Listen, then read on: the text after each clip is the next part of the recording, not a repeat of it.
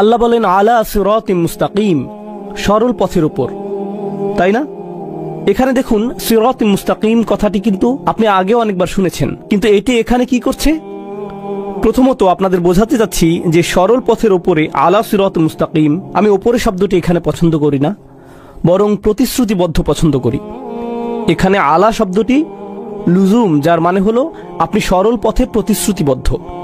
কিন্তু প্রথম যেই প্রশ্নটির উত্তর দিতে চাচ্ছে, কে এই সরল পথে প্রতিশ্রুতিবদ্ধ? কে এই সরল পথে প্রতিশ্রুতিবদ্ধ? আমি কোরআনের শপথ করছি, পরিপূর্ণ প্রজ্ঞাময়, কত সুন্দর গাঁথুনি এতে, কত শক্ত এর বিধান। কোনো সন্দেহ নেই আপনি তাদের অন্তর্ভুক্ত যারা আসলেই প্রেরিত হয়েছে সরল পথের উপর। তাহলে সরল পথে কে? নবীজি নিজে। কিন্তু শুধু নবীই নন, শুধুমাত্র নবীজি সাল্লাল্লাহু আলাইহি সাল্লামই নন, যাদেরকে পাঠানো হয়েছে তারাও সরল পথে ছিলেন, আর আপনিও। উভয়ের ক্ষেত্রেই প্রযোজ্য এটা। এখন আলা সিরাতে মুস্তাকিম উভয়ের জন্যই প্রযোজ্য। এটা গুরুত্বপূর্ণ কেন? একটি রাস্তা কল্পনা করুন, আপনি সেই রাস্তার উপরে আছেন, শুধুমাত্র আপনিই আছেন সেই রাস্তায়, আর বাকি সবাই আপনাকে রাস্তা থেকে ধাক্কা মেরে সরিয়ে দিতে চাচ্ছে। তা আপনি এগিয়েই যাচ্ছেন, তারা চিৎকার করছে, এই রাস্তা থেকে নেমে যাও, কেন এখানে তুমি, ইত্যাদি ইত্যাদি, ভুল পথে যাচ্ছ তুমি, শুধু আপনিই সেই পথে যাচ্ছেন। এদিকে আল্লাহ আপনাকে সাহস দিচ্ছেন এগিয়ে যেতে। তিনি আপনাকে বললেন, দেখো এই পথের পথিক হিসেবে তুমিই একমাত্র ব্যক্তি নও, এর আগেও আমি অন্যদের চালিয়েছি এই পথে। বুঝতে পারছেন? তাহলে এখন তো আপনি তাদের আরো বেশি খুঁজবেন, কারণ এই পথে অন্যরাও তো হেঁটেছে, এই পথের বাধাগুলো তারাও পেয়েছে আপনার পূর্বে, তাদের আপনি উদাহরণ হিসেবে নেবেন, আর আপনাকে আরো ভালোভাবে রাস্তা চেনাতে সাহায্য করবে, এই যাত্রা সহজ করে তুলবে তারা।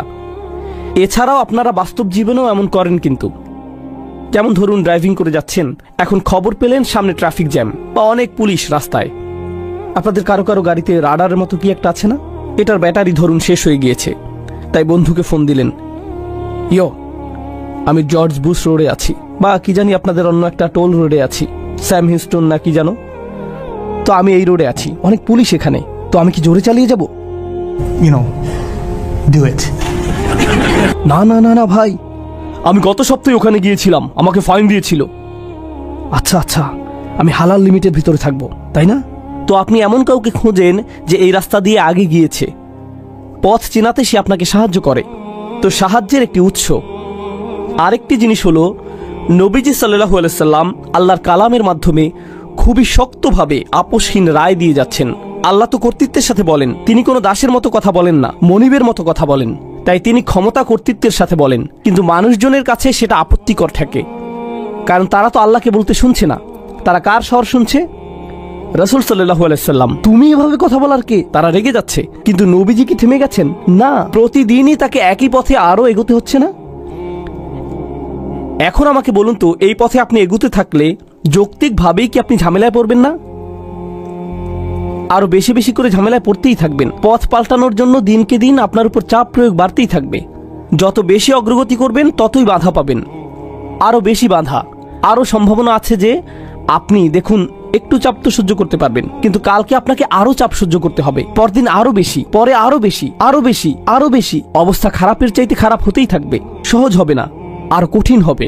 একজন সাধারণ মানুষ আর কতই বা চাপ সহ্য করতে পারে? এক সময় কি হয়?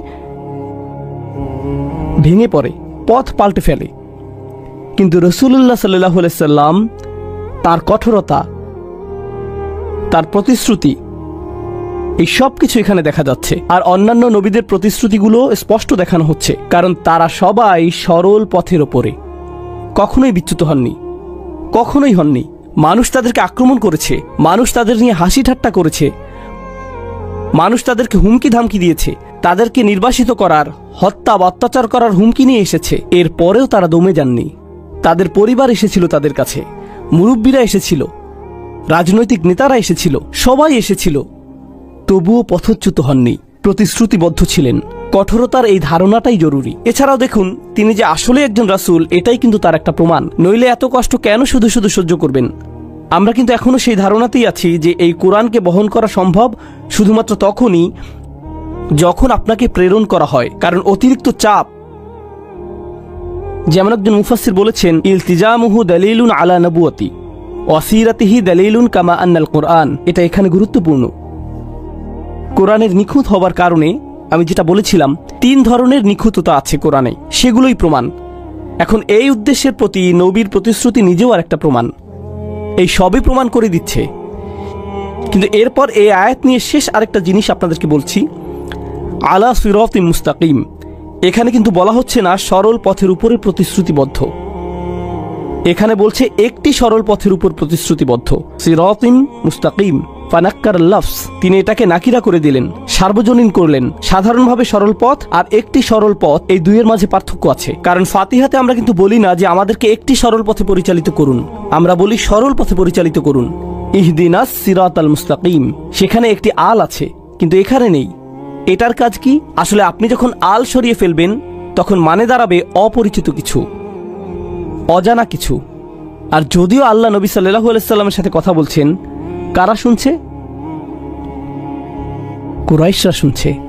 কুরাইশরা হয়তো কোরআন সম্পর্কে অনেক কিছু জানে না, আমরা দেখব যে তারা আসলেই হয়তো জানে না, কিন্তু অন্তত একটা জিনিস জানে, তারা নবী সাল্লাল্লাহু আলাইহি সাল্লামকে জানে। তিনি কোনো কথা না বললেও তারা বুঝতে পারে যে তিনি কোনো এক ধরনের সরল পথে বাঁচেন, তার পথ একদম সোজা, তিনি সব সময় সঠিকভাবেই কাজ করেন। অন্যভাবে বললে, আপনি যদি সবকিছু নাও বোঝেন, অন্তত তার চরিত্র লক্ষ্য করলেই উপলব্ধি করবেন যে এটা কোনো এক রকমের সরল পথ। শুধুমাত্র মুসলিমদের পর্যবেক্ষণ করাটাই যথেষ্ট, বিশেষ করে এই রাসূলুল্লাহ সাল্লাল্লাহু আলাইহি সাল্লামকে। শুধু ওনাকে দেখেই ধারণা হয়ে যাবে যে এটা একটি সরল পথ, আলা সিরাতিন মুস্তাকিম। আল্লাহকে এখনও নিজেকে উল্লেখ করছেন না, তিনি এখনও নিজের সম্পর্কে কিছুই বলেননি, এখনও না। যদিও তিনি বলছেন তিনি প্রেরিত, আপনাকে প্রেরণ করা হয়েছে, আপনি সরল পথে প্রতিশ্রুতিবদ্ধ, কিন্তু কার দ্বারা প্রেরিত? এই কোরআনের প্রজ্ঞাগুলো কোত্থেকে আসছে? এই পরিমাণ কর্তৃত্ব নিয়ে তিনি কিভাবে বলছেন? অবশেষে প্রশ্নের উত্তর আসছে, আর এত জোরালো ভাষায় উত্তরটি এসেছে, তানজিলাল আজিজির রহিম। তিনটি শব্দ। প্রথম শব্দটি হচ্ছে তানজিলা।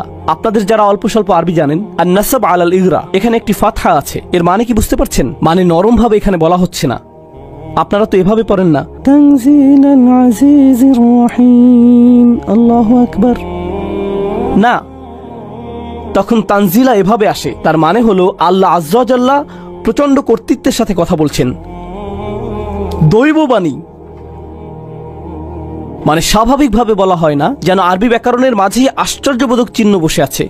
শক্ত ভাষা এটি। শুনে রাখো, এটা কি? এটা এমন কিছু যা নাজিল করা হয়েছে, দৈববাণী। কার দৈববাণী? কার বক্তব্য এটা? আল আজিজ আর রহিম, আল্লাহর দুইটি নাম এখানে। আল আজিজ অর্থ এমন একজন যিনি সম্মান ও কর্তৃত্বের পূর্ণ অধিকারী। আল আজিজ দুটি জিনিস বোঝায়, যার কর্তৃত্ব আছে আর যিনি সম্মানের অধিকারী। কারণ আপনারা দুই ধরনের মানুষ দেখতে পাবেন। এক ধরনের মানুষের দেখবেন কর্তৃত্ব আছে কিন্তু কোনো সম্মান নেই। যেমন ধরুন, কোনো পুলিশ অফিসারের কর্তৃত্ব আছে কিন্তু কোনো সম্মান নেই। বাল্টিমোরে আমরা যেমনটা দেখলাম, তাই না? কর্তৃত্ব আছে কিন্তু সম্মান নেই। অন্যদিকে এমন মানুষও আছে যাদের সম্মান প্রচুর কিন্তু কি নেই? কর্তৃত্ব। এই দুটোর কারোরই ইজ্জা নেই। আরবিতে ইজ্জা উর্দুর ইজ্জতের মতো না, কিন্তু শুনতে এক হলো। আরবিতে ইজ্জা অর্থ যখন আপনার সম্মান আছে, আবার একই সাথে কি? কর্তৃত্ব, তখনই আপনার ইজ্জা আছে। যখন তিনি বলছেন এটা হলো এমন সত্তার বাণী যিনি সম্মানের অধিকারী, চূড়ান্ত কর্তৃত্বশীল, তখন আল্লাহ আযজা ওয়া জাল্লা খুবই কঠিন একটা জিনিস বলছেন। মনে আছে, কোরআনের একটি বৈশিষ্ট্য হলো যে এটা রায় দেয়। আচ্ছা, কার মূলত রায় দেবার অধিকার আছে? তারই আছে যার কর্তৃত্বও আছে। আর যদি কারো কর্তৃত্ব থাকে আর সে রায়ও দেয়, তবুও কখনো কখনো, যেমন জাজ জুডি, আমি জাজ জুডি খুব দেখতাম মায়ের সাথে। জাজ জুডি কোনো রায় দিতেন, এই ছেলে চুপ থাকো তুমি, তাই না? এভাবেই বলে, অনেক মজা লাগতো। এই তুমি $500 ফাইন দেবে, এখন যাও এখান থেকে, এমনই হতো সব সময়। এরপর বাইরে ইন্টারভিউগুলো মজা পেতাম, ভালো লাগতো। বিশেষ করে যে হেরে যেত তার, কারণ যে জিততো সে তো বেশি কিছু বলতো না, হ্যাঁ আমি $500 পেয়েছি, এটুকুই বলতো তারা। কিন্তু যেই লোক হারতো তিনি তো খুবই খারাপ, বিশ্বাস হচ্ছে না তিনি এমনটা করলেন। এভাবে রায় তিনি কিভাবে দিতে পারেন, তাই না? অন্যভাবে বললে তার রায়তে কর্তৃত্ব ছিল কিন্তু কি ছিল না? সেখানে পূর্ণ সম্মান ছিল না। আল্লাহ আযজা ওয়া জাল্লা বলেন এই কোরআন রায়তে পূর্ণ, আর সেই রায়গুলো কঠিনভাবে নিতে হবে, কারণ তা কর্তৃত্বশীল সত্তার কাছ থেকে এসেছে, তাই এটা সম্মানেরও যোগ্য। এটাই আল আজিজ শব্দের মধ্যে চলে এসেছে। এভাবে কিন্তু এটা আবার আল কুরআনুল হাকিমের দিকেও ফিরে যাচ্ছে। এখন তাহলে প্রশ্নটির উত্তর এলো, এই বাণী কার পক্ষ থেকে এসেছে? এটা এসব রায় নিয়ে বলছে বানিয়ালিকুল হুকুম, সাথে অন্য অনেক কিছুই বলছে। তানজিল, এই শব্দ তানজিলের মানে কি? এর মানে হলো যা উপর থেকে আসে। অন্যভাবে বললে এই প্রশ্নের উত্তর দেই আগে, তার শিক্ষককে কে তাকে পাঠিয়েছে? কোরআনের এই প্রজ্ঞা থেকে এসেছে? এই সবই উপর থেকে এসেছে। এর মানে হলো তোমরা এত বাম হাত ঢুকাতে পারবে না। এর মানে হলো এটা এমন জিনিস যা কোনো মানুষের পক্ষেই রচনা করা সম্ভব নয়। এটা উত্তর দক্ষিণ পূর্ব পশ্চিম দিক থেকে আসেনি, ভিন্ন কোনো গ্রাম থেকেও আসেনি, কোনো বিদ্বান ব্যক্তি থেকে আসেনি, কোনো ইউনিভার্সিটি থেকেও আসেনি, এটা উপর থেকে এসেছে। দেখুন, উচ্চশিক্ষা অর্জন করতে আমরা কোথায় যাই? আমরা জ্ঞান অর্জন করতে পূর্ব পশ্চিম উত্তর দক্ষিণে যাই, এখানে সেখানে যাই শিক্ষা নিতে। কিন্তু জ্ঞান অর্জন করতে উপরে তো আর যেতে পারি না। কিন্তু এই মানুষের দীক্ষা তো দেখি উপর থেকে আসছে, অর্থাৎ এতে তোমরা বা হাত ঢুকাতে পারবে না, এটা তোমাদের নাগালের বাইরে। এটা কিন্তু আবার প্রমাণ দিচ্ছে যে প্রজ্ঞায় কোরআন অতিরিক্ত নিখুঁত, কারণ তা উপর থেকে এসেছে। গাঁথুনি খুবই ভালো, এমন গাঁথুনি শুধুমাত্র সম্ভব উপর থেকে আসলেই। আর এর রায়গুলোও এমন যে শুধুমাত্র উপরওয়ালা থেকেই আসতে পারে, এই জন্যই তানজিল শব্দটি। কিন্তু এরপর আল্লাহর যেই নামটি এলো, তানজিল আল আজিজ আর রহিম, এখানে রহিম মানে কি আপনারা জানেন? এর মানে কি? দয়াময়, যিনি ভালোবাসেন, যিনি যত্ন করেন, যিনি সব সময় ভালোবাসেন, সব সময় খেয়াল রাখেন। আর রহিম, এখানে আর রহিম শব্দটি কি করছে? আল আজিজ শব্দের কারণ বুঝতে পারছি এখানে, কিন্তু রহিম শব্দটি কি করছে এখানে? এই বাণী কার কাছে এসেছে? নবী সাল্লাল্লাহু আলাইহি সাল্লাম। তিনি কেন? অন্য কেউ নয়। কেন? স্বয়ং কোরআন আমাদের বলছে, ওয়ামা আরসালনাকা ইল্লা রাহমাতাল লিল আলামিন, তোমাকে আমি সৃষ্টির প্রতি রহমা ব্যতীত পাঠাইনি। নবীজি সাল্লাল্লাহু আলাইহি সাল্লাম হলেন সমস্ত মানুষের চাইতেও বেশি দয়াশীল। তাই এই কর্তৃত্বশীল কোরআনও সমস্ত দুনিয়ার সকল মানুষের চাইতেও দয়াশীল মানুষের মুখ হতেই নিঃসৃত হওয়া প্রয়োজন ছিল। আর এটাও আল্লাহর একটি দয়া। মানবতার প্রতি আল্লাহর রহমতই হলো রাসূলুল্লাহ সাল্লাল্লাহু আলাইহি সাল্লাম। তাহলে এভাবে দেখলে কোরআন হলো আজিজের পক্ষ হতে, আর রাসূল হলো আর রহিমের পক্ষ থেকে। রাসূল সাল্লাল্লাহু আলাইহি সাল্লাম কর্তৃত্বপূর্ণ নন, তিনি কি? তিনি দয়াশীল। কোরআন হলো কর্তৃত্বপূর্ণ। দুটো একত্রে আসা প্রয়োজন ছিল, বার্তাবাহক আর খোদ বার্তা দুটোরই একসাথে আসা দরকার। এই আয়াতগুলো নিয়ে একটি কথা বলতে ভুলে গিয়েছিলাম, অন্য কিছু বলার আগে এখন বলে নিই, কারণ এই বিষয়ে এটাই শেষ কথা। আমরা কিন্তু এখনো এই সূরার প্রথম অংশেই আছি। কতগুলো অংশ আছে এখানে বলছিলাম? খুব ভালো, 6টি অংশ। আমরা এখন প্রথম অংশে। তো একটি জিনিস এখানে বলতে চাই, তা হলো আল্লাহ যখন হেদায়েত দেন দুটো অংশ থাকে সেখানে। সেখানে থাকে বার্তা আর থাকে বার্তাবাহক। সেখানে থাকে বার্তা আর থাকে বার্তাবাহক। এখন যখন আল্লাহ বললেন ওয়াল কুরআনিল হাকিম ইন্নাকা লামিনাল মুরসালিন, তিনি বার্তাটিকে সত্য প্রতিপন্ন করলেন। মানে বার্তাটি মানুষের থেকে হতেই পারে না, বেশি নিখুঁত। তাহলে এখানে বার্তাটির বিষয়টি হলো, কিন্তু এটা তো গল্পের অর্ধেক মাত্র। শুধু বার্তাটি পেলেই তো আর হবে না। আপনার আরো কি প্রয়োজন? একজন বার্তাবাহক। বার্তাটি তো নিখুঁত, বার্তাবাহকের কি অবস্থা? তাহলে তোমাদেরকে এই বার্তাবাহক আর তার চরিত্র সম্পর্কে বলি। আলা সিরাতিম মুস্তাকিম, তিনি সরল পথের উপর প্রতিশ্রুতিবদ্ধ। অন্যভাবে বললে মানুষের হেদায়েতের জন্য নবী সাল্লাল্লাহু আলাইহি সাল্লামকে চরিত্রের সর্বোচ্চ স্তর দেখাতে হবে। শুধু বার্তা থেকেই হেদায়েত আসে না, যখন বার্তা আর বার্তাবাহক দুজনেই আদর্শ হয় তখনই হেদায়েত আসে। বার্তাটি তো আগে থেকেই শ্রেষ্ঠ, এখন বার্তাবাহকটিও আদর্শ। এটা বোঝানোর জন্য দুনিয়াবি একটা উদাহরণ দিই আপনাদের। রাজনৈতিক নেতারা খুবই ভালো বক্তৃতা দেন, কিন্তু যদি তাদের অতীত ইতিহাস খারাপ থাকে, মানুষ যদি জেনে ফেলে সে আগে দুর্নীতিবাদ ছিল, তাহলে তার বক্তৃতার কোনো লাভ আছে? লাভ নেই। এর কোনোই লাভ আর থাকতে পারে না। কারণ তাদের কর্ম, বিশেষ করে যেগুলো ভিডিও করা আছে, তাদের কথার চাইতে বেশি শক্তিশালী। তাই তারা আর যাই বলুক না কেন, কিছুই যায় আসে না। আপনারা জানেন যে নবীগণ আলাইহিমুসসালামের পুরো জীবনটাই ছিল সত্যতায় ভরা, তাই না? সেটা অবশ্যই হেদায়েতের অংশ হওয়া চাই। নবীদের যদি বিশ্বাসযোগ্যতা না থাকে, তবে তাদের আনা বার্তাও বিশ্বাসযোগ্যতা হারাবে, সেটা আল্লাহর পক্ষ থেকে এলেও। এখন চলুন সামনে যাই। নবীর সাথে এখনো কথা বলা হচ্ছে। আল্লাহ বলছেন, লিতুনজিরা কওমান মা উনজিরা আবাউহুম ফাহুম গাফিলুন। কেন আমি এই অসাধারণ বাণী পাঠালাম? সর্বোচ্চ কর্তা, সবচাইতে দয়াময় রহমান রহিম থেকে কেন নবীকে আল্লাহ পাঠালেন সাল্লাল্লাহু আলাইহি সাল্লাম? যেন আপনি এমন জাতিকে সাবধান করতে পারেন যাদের পূর্বসূরীদের সাবধান করা হয়নি কখনো, তাই তারা তো একেবারেই গাফেল। আমি আবার অনুবাদ করছি, লিতুনজিরা কওমান মা উনজিরা আবাউহুম ফাহুম গাফিলুন। যেন আপনি সতর্ক করতে পারেন এক জাতিকে যাদের পিতৃপুরুষদেরকে কখনোই সতর্ক করা হয়নি। এজন্যই তারা একেবারে অসচেতন, একেবারে উদাসীন, সম্পূর্ণ গাফেল। এজন্যই আপনাকে এই বাণী দেয়া হয়েছে। আচ্ছা, এই আয়াতের মধ্যে প্রথম যে জিনিসটি লক্ষ্য করবেন তা হলো আপনাকে সতর্ক করতে পাঠানো হয়েছে। ধর্মের বাইরে থেকে সতর্ক শব্দটি চিন্তা করুন তো একটু। কখন আপনাকে সতর্ক করা হয়? ঝড় আসছে, আপনারা তো এই সম্পর্কে ভালো জানেন। হিউস্টন, ঝড় আসছে। রেডিওতে সতর্কবাণী প্রচার করা হয়, টিভিতে সতর্কতা দেখানো হয়, ফোনে অ্যালার্ট বেজে ওঠে, ইত্যাদি ইত্যাদি। ঠিক, সতর্কতা তো অবশ্যই নির্ভরযোগ্য আর কর্তৃত্ব সম্পন্ন উৎস থেকে আসতে হবে, ঠিক কিনা? এমন উৎস থেকে আসতে হবে যেই উৎসের কর্তৃত্ব আছে, আপনি সম্মান করতে পারবেন। এটা প্রকাশ করার কি কোনো শব্দ আছে? যা আমরা আগেই বলেছিলাম, আজিজ। আপনাকে যদি সতর্ক করতে পাঠানোই হয়, তবে অবশ্যই এমন কেউ পাঠাবেন যিনি বৈধভাবে আসলেই এই সতর্কবার্তা পাঠাতে পারেন। তিনি হলেন আল আজিজ। বুঝতে পারছেন? মানে এই শব্দের সাথে সংযুক্ত বিষয়টা এভাবেই প্রবাহিত হচ্ছে। এখন দ্বিতীয় যে জিনিসটা দেখা যাচ্ছে, আমরা সবাই এই হলে আছি, ধরুন এখানে কোনো ইন্টারনেট কানেকশন নেই, কোনো ফোনেই নেটওয়ার্ক নেই, ইত্যাদি। অর্থাৎ আপনি ওই যে ওখানে ওই লোকটার মতো ফেসবুক চালাতে পারবেন না, এসব কিছুই আপনি করতে পারছেন না, ঠিক আছে? এখন বাহিরে যদি কিছু ঘটে, বাহিরে যদি এমন কিছু ঘটে, বিশাল বড় কোনো ঘটনা যদি বাইরে ঘটে, আপনারা কি জানতে পারবেন? আপনারা জানবেনই না। বাহির থেকে সতর্কতা না আসলে তো আপনাদের সতর্ক করা সম্ভব না। বুঝতে পারছেন? ধরুন আপনি বিল্ডিং এর বেসমেন্টে আছেন, টেক্সাসে কোনো বেসমেন্ট নেই, আপনি আপনার গেমিং রুমে বসে আছেন। তো আপনি সারাক্ষণ গেম খেলছেন, জানেনই না বাইরে কি হচ্ছে না হচ্ছে। তাহলে বাহির থেকে কেউ এসে সতর্ক না করলে আপনি কিছুই জানতে পারবেন না। নবী সাল্লাল্লাহু আলাইহি সাল্লাম তো তাদের সাথেই চলেন, ঠিক কিনা? তাদের সাথেই থাকেন। আর এখন মানুষদেরকে তিনি সতর্ক করবেন, কিন্তু সংজ্ঞা অনুযায়ী সতর্ক কোত্থেকে আসতে হবে? বাহির থেকে। তাই তারা প্রশ্ন করবে, এই সতর্কবার্তা কোত্থেকে এলো? হ্যাঁ, সতর্কবাণী উপর থেকে এসেছে, সেটা তো প্রতিষ্ঠিত হয়েই গেছে। কোথায়? তানজিল আল আজিজির রহিম। এর জন্যই তো এই সতর্কবাণী, নইলে তো সতর্ক করতে পারবেন না। আপনি যদি একই বাসায় থাকেন, একই লিভিং রুমেই থাকেন, তাহলে সতর্ক করে তো লাভ নেই। এই তুমি কোত্থেকে জানলে এই খবর? তোমার কাছে তো ফোনও নেই। এখন দ্বিতীয় জিনিস হলো, বরং তৃতীয় জিনিসটি হলো, কাউকে কেন সতর্ক করবেন? এই যে ওই রোডে যাবেন না, বাসায় থাকুন, এই ওটা করো না। কেন কাউকে সতর্ক করা হয়? হ্যাঁ, কাউকে সতর্ক করার একদম প্রাথমিক কারণ হতে পারে যে আপনি তার খেয়াল রাখেন, তার ভালো চান, তাকে ভালোবাসেন, তার ক্ষতি হোক সেটা চান না। আর মূলত এটাই হলো আল্লাহর নাম আর রহিম, যিনি আপনার যত্ন আত্মি করেন, আপনাকে দয়া দেখাতে চান, আপনার ক্ষতি দূর করতে চান। আপনাকে যে কারণে পাঠানো হয়েছে, নবীজি সাল্লাল্লাহু আলাইহি সাল্লামকে যে কারণে সতর্ক করতে পাঠানো হয়েছে, তা হলো এই সতর্কবার্তা খোদ আল্লাহর এক দয়ার বহিঃপ্রকাশ।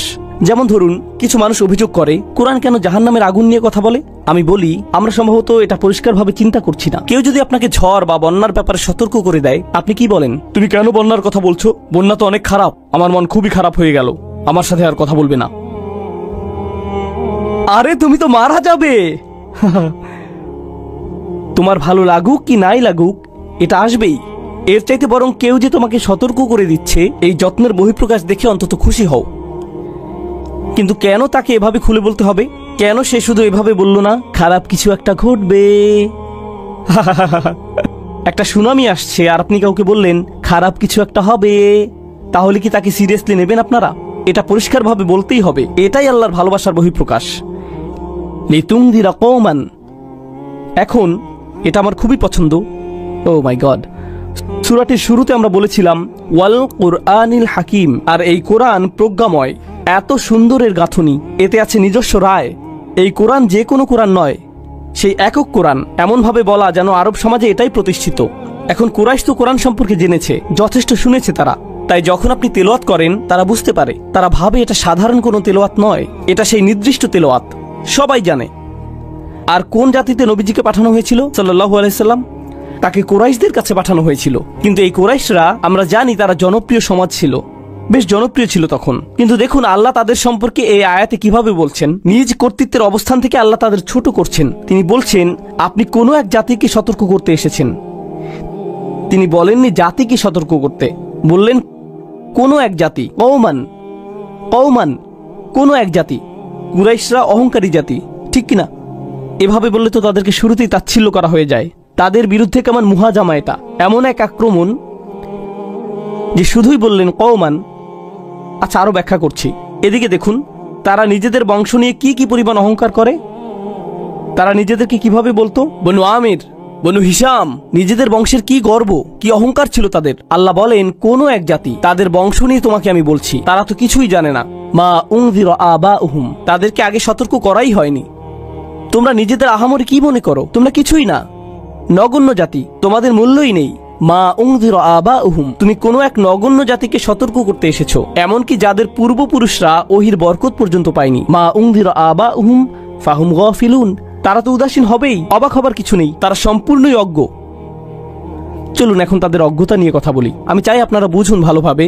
আপনারা তো জানেন হেজাজ অঞ্চল কোথায়, ওই যে আরব মরুভূমি যেখানে নবীজি সাল্লাল্লাহু আলাইহি সাল্লাম এসেছেন। আচ্ছা, আশেপাশের অঞ্চলগুলোতে কি কোনো পরাশক্তি আছে, কিংবা প্রতিবেশী অঞ্চলে বা কাছে ধারে কোনো বিশাল রাজত্ব বা সভ্যতা কি বিদ্যমান? হ্যাঁ হ্যাঁ, অবশ্যই। আবিসিনিয়া আছে, পারস্য আছে, বিশাল বড় সভ্যতা, প্রাচীন এক সভ্যতা। এরপর আছে রোমান সাম্রাজ্য, ঠিক, আরও অনেক বড় বড় প্রাচীন আর প্রতিষ্ঠিত সভ্যতা আছে। তো সে সময় আরবরা প্রতিষ্ঠিত কতটুকু, মানে তাদের কয়টি ইউনিভার্সিটি আছে, কি ধরনের বিশাল লাইব্রেরি আছে তাদের, সেখানে রোমানদের মতো কি ইতিহাস বা দর্শনের বই আছে, বা গ্রিকদের মতো পুরাণের বই আছে, বা সেখানকার মূর্তি স্তম্ভ সেরকম অবকাঠামো বা দুর্গ নেই, তাদের কিচ্ছুই নেই। আল্লাহ কুরাইশদের বলছেন, তোমরা নিজেদের নিয়ে এত অহংকার করছো, তোমরা তো একেবারেই অজ্ঞ, তোমাদের চাইতে কত বড় রাষ্ট্র পড়ে আছে। নিজেদের কি মনে করো, তোমরা কি মনে করো নিজেদের? এত কিসের গর্ব তোমাদের? তোমরা তুচ্ছ, সমস্ত পৃথিবীতে অন্যদের তুলনায় নগণ্য তোমরা, এমনকি অন্যরা তোমাদের আক্রমণও করতে চায় না। এখানে তো এখনো তেল আসেনি।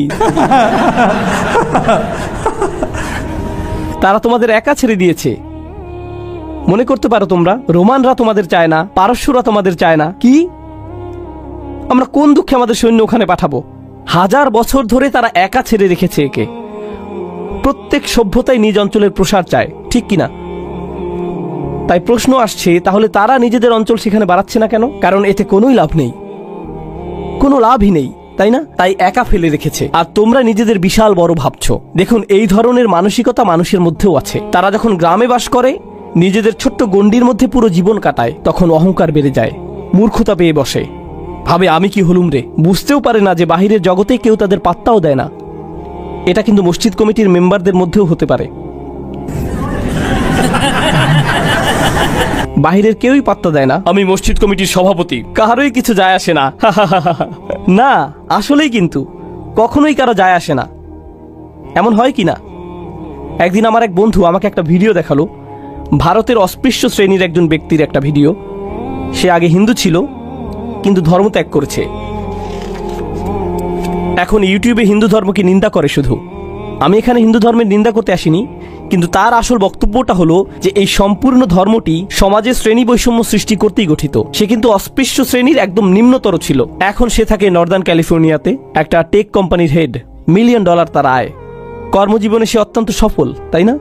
অথচ সে বলছে, আমি যখন আমার গ্রামে যাই, এখনো যখন বাসে উঠে বসি, তারা আমার পাশে কেউ বসে না। গ্রামের সবার আয় যোগ করলেও আমার চাইতে কম, অথচ তারা আমার পাশে বসে না। গ্রামের সকলের শিক্ষা যোগ করলেও আমার শিক্ষার চাইতে কম, কারণ তাদের সেই ছোট্ট দুনিয়ায় তারাই সবচাইতে উচ্চ, তাদের সেই নগণ্য তুচ্ছ দুনিয়া। এটাই হলো কুরাইশ, মিছিমিছি ক্ষমতার মোহে বিভ্রান্ত। এটা কিন্তু হতে পারে কোনো শাশুড়ির বেলাতেও, এমন হতে পারে স্বামীর বেলাতেও, আসলেই হতে পারে, বাবা মার ক্ষেত্রে হতে পারে, বড় ভাই বোনের ক্ষেত্রে হতে পারে। এমন মানসিকতা যে কারো মাঝেই চলে আসতে পারে। তার হাতে যদি একটুখানি ক্ষমতা থাকে আর সেই ক্ষমতা তার জন্য মাদক হয়ে যায়, তখন সে নিজেকে মনে করে সবচাইতে বড়, কেউ তাকে ধরতে পারবে না। এ কারণে আল্লাহ কুরাইশদের বাস্তবতাটি চোখে আঙুল দিয়ে দেখিয়ে দিচ্ছেন। বংশ নিয়ে গৌরব করো, তাদের তো কোনো খবরই নেই। ফাহুম গাফিলুন। এরপর এটুকুও যেন যথেষ্ট না, পুরো দুনিয়া এগিয়ে গিয়েছে আর আপনি সেখানেই পড়ে আছেন, আপনার খবরই নেই। বিশ্ব যেখানে সামনে চলে গিয়েছে, আপনি পেছনেই পড়ে আছেন। তার উপর নিজের মূর্খতা সম্পর্কে অজ্ঞ আপনি। তোমরা কিছুই জানো না, তোমাদের কোনো জ্ঞানই নেই। অশিক্ষিত মূর্খের দল। উচ্চশিক্ষার এই নিয়ামত স্বয়ং আল্লাহর পক্ষ থেকে আসছে তোমাদের কাছে, অথচ তোমরা উদাসীন। আচ্ছা দেখুন, যখন কোনো সমাজে লম্বা সময় ধরে শিক্ষা দীক্ষা থাকে না, তখন তারা শিক্ষাকেই মূল্যহীন ভাবতে শুরু করে। ঠিক, শিক্ষাকে আর গুরুত্ব দেয় না তারা, বরং শিক্ষাকে তারা ভয় পাওয়া শুরু করে। কারণ তারা জানে জ্ঞান অর্জন করলে আপনি বদলে যাবেন। তাই তারা সব কিছু মূর্খ রাখতেই পছন্দ করে। দেখুন, আমি এসব ব্যাপার তুলে ধরতে চাই, কারণ এগুলো শুধু কুরাইশদের সমস্যা নয়, মুসলিমরাই। অন্যদের ব্যাপারে কথা বলার কোনো ইচ্ছা নেই আমার, আমাদের নিজেদের নিয়ে ভাবতে হবে। মুসলিম বিশ্বের একাংশ, মুসলিম বিশ্বের বিশাল একটা অংশ, এমনকি আমরা বহু বিষয় নিয়ে একেবারেই অশিক্ষিত। আর আমরা এমন থাকতেই পছন্দ করি, কারণ নতুন জিনিস শেখা, বদলাতে চাওয়া তো কষ্টকর, আরামের কাজ নয়। তাহলে তারা আর কিসের ব্যাপারে গাফেল? এই যে আল্লাহ তাদেরকে সমস্ত মানুষের চাইতে বেশি দয়াময় মানবকে তাদের কাছে পাঠিয়েছেন, ইতিহাসের সবচাইতে বড় কালাম এসেছে তাদের ভাষাতেই, কুরাইশদের কাস্টমাইজ পদ্ধতিতে, যে এখন কুরআন সম্পর্কে জানতে হলে আমাদের কুরাইশ সম্পর্কে জানতে হয়। কিতাবটি যদিও পুরো বিশ্ব মানবতার প্রতি নাজিল হয়েছে, তবুও তা ভালোভাবে বুঝতে হলে আমাদের যাদের কাছে এসেছিল তাদেরকে বুঝতে হবে। আল্লাহ তাদেরকে মুসলিমদের শিক্ষার জন্য সবচাইতে গুরুত্বপূর্ণ ঐতিহাসিক দল বানিয়ে দিলেন, সকল মহাদেশে, সকল ভাষায়, সকল সভ্যতায়, একদম বিচার দিবস পর্যন্ত। অথচ তারা যে রাহমাতুল্লিল আলামিনের সঙ্গে বসে আছে, এটা নিয়ে তাদের কোনো উপলব্ধিই নেই। তারা জানেই না কি অস্বীকার করে বসছে। যা পেয়েছে সেটার প্রতি কোনো রকম বুঝ বা কদর নেই। তাদের যদি একটু হলেও ধারণা থাকতো, অল্প করে হলেও যদি ভবিষ্যৎ দেখতে পেত, বেশি না মাত্র 100 বছর ভবিষ্যৎ যদি দেখতে পেত, কিংবা 200 বছরের ভবিষ্যৎ, তারা যদি জানতো দুনিয়ার জন্য কোরআন কি করছে, কোরআন পৃথিবীতে কি করছে, পৃথিবীতে ইসলাম কি করছে, আন্দোলুসিয়াতে কি করেছে, দামেস্কে কি করেছে, ইরাকে কি করেছে, ভারতে কি করেছে, দুনিয়ার প্রতি অবদান কি, এই লোকগুলোর কোনো ধারণাই নেই। তারা শুধুই বসে বসে বলছে, আহ, আমাদের কিছুই যায় আসে না। তারা যে কতটা মূর্খ সেটা সম্পর্কে বলে এটা শেষ করতে চাই। আপনাদের তাদের মূর্খতার স্তর সম্পর্কে উদাহরণ দেব। কখনো কখনো আপনি জানেনই না যে কার সাথে কথা বলছেন, এমনটা তো হয়, তাই না? অথবা বোকার মতো কাজ করে ফেললেন, পরে উপলব্ধি হয় যে সেই লোক ভিআইপি কেউ ছিল। কোনো এক মজলিসে এই ঘটনা ঘটেছিল।